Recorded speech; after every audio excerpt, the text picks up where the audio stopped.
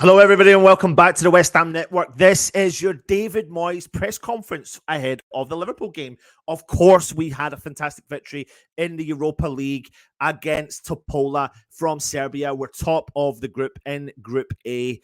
Match day one, fantastic. And David Moyes had an early press conference for you today. And as we do, as per usual, we love to bring you all of the updates coming from the press conference. So let's get straight into it. It's short and sweet one for you today. So keep your comments coming in and we'll try and feed back to them as much as we possibly can. So let me bring up to you the first bit of information that came out of the press conference. And of course, they were talking about last night's win against Barca Topola. And he said, waking up this morning, I didn't feel different, but I'm pleased we got the victory.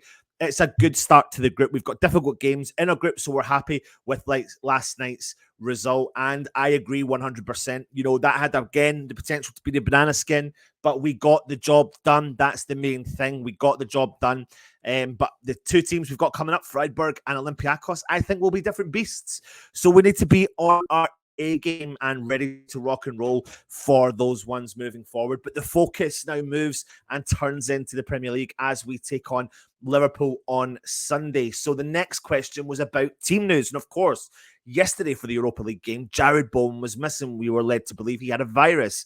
He went on and he said about Jared Bowen, he has had a virus, so we'll need to see how he is. But the others, we seem okay. Aaron Creswell felt his hamstring last night, so we'll see how he is today. But otherwise, we're okay. Now, when it comes to Aaron Creswell, I think he's well off the pace. There's no ifs or buts about it. And you can see that he's not been with the squad for as long as the unified squad together have been.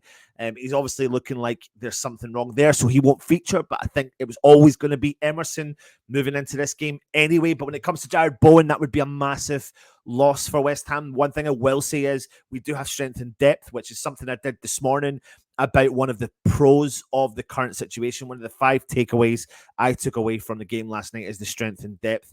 Obviously, you want your best players, especially the ones that are on form in terms of Jared Bowen, featuring. If he has had a virus, and we all know what that's like, it can take a lot out of you. So it's whether or not he is ready to rock and roll. We saw what happened with Edson Alvarez when he came back from Mexico from playing an international friendly. It took out of him. He had fatigue and he had to come off in the second half. So let's hope that Jared Bowen is fighting fit and ready to rock and roll, because if not, it would be a big miss. But we do have some strength in depth. He was then asked about JWP and Kudus, and what he said was, I'm pleased Mo has made a big impact for us already. He's still getting used to us and we're getting used to him, but he made a big contribution last night for us. James has settled in brilliantly well. We felt we had a good chance of settling in quickly due to his Premier League experience, but bringing him in was always a chance to see if we could bring goals and assists to us. He's a Mark Noble type player for us in many ways in terms of what he brings to the team. I tell you something now. I did it earlier on. I did the video called Cheat Code. Having JWP in your team does feel like a cheat code. I think we saw massive glimpses of the world-class talent that Mohamed Kudus is going to be for West Ham, and the fact that he got rewarded with a goal in the end of the game. And also, even though the first goal didn't go for him, he was in the right place at the right time to put the pressure on the defender. It's touch and goal, but I do know that they're announcing that goal to the opposition, and it will be an own goal. But he deservedly got himself a goal last night, and I think he's got a potential bright future again at West Ham, which is exciting. But JWP, I mean, 7+ chances created last night, 2 assists in the game. The first time in the Europa League an English team has produced that sort of stat since 2018 when it was Cesc Fabregas for Chelsea. So interesting to see that he is blooming in a claret and blue of West Ham. Lastly, David Moyes was asked about Liverpool and spoke about them and what they've been doing this season. He said some teams have got ahead of Liverpool, but Liverpool have pegged them back. It's a big, hard game. The crowd in the stadium play a big role at Anfield. In recent years, we've given them tough games, and we'll try to give them a good game on Sunday. We know we're playing a good side, and we want to show what we can do.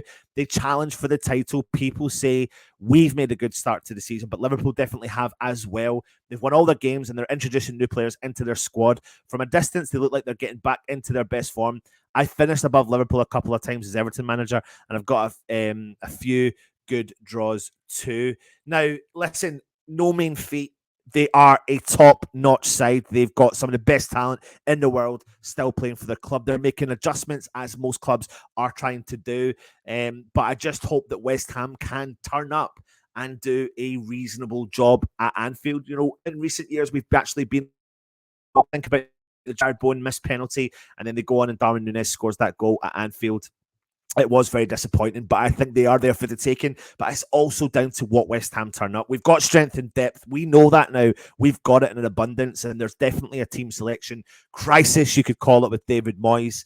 So it's all going to be down to the tactics, the players, the style of play we're going to do, what formation we're going to go into the game, how are Liverpool setting up. Obviously, what I've said there is very obvious in terms of footballing terms, but we are West Ham, and sometimes if you respect the opposition too much, then unfortunately we don't turn up on the day. If we give some of the 45 minutes that we had against Man City in the first half, I think we'll be all right and we can get something from it. But going to Anfield is always going to be tough. So fingers crossed we can get a result.